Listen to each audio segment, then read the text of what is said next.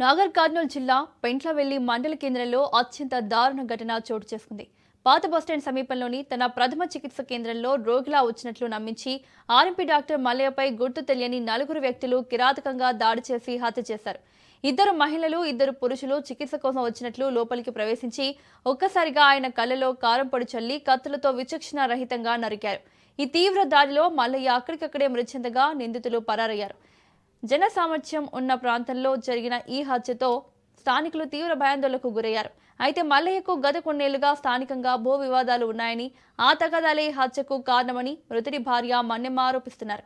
సమాచారం అందుకున్న పోలీసులు వెంటనే ఘటనా స్థలానికి చేరుకుని క్లూస్ టీంతో ఆధారాలు సేకరించారు. కేసు నమోదు చేసి పరారైన నిందితుల కోసం గాలింపు చర్యలు చేపట్టారు.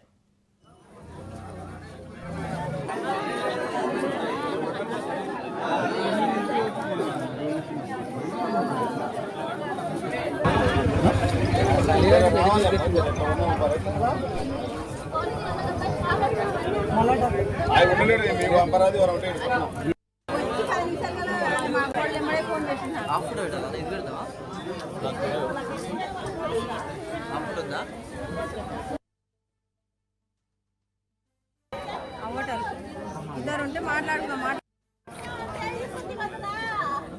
నా పిల్లలతో పాటు నీకు బాగా ఇస్తుంది కాదు. నా శేఖర్ గారి నావట శేఖర్ గాడే వాడే చేసినాడు పని.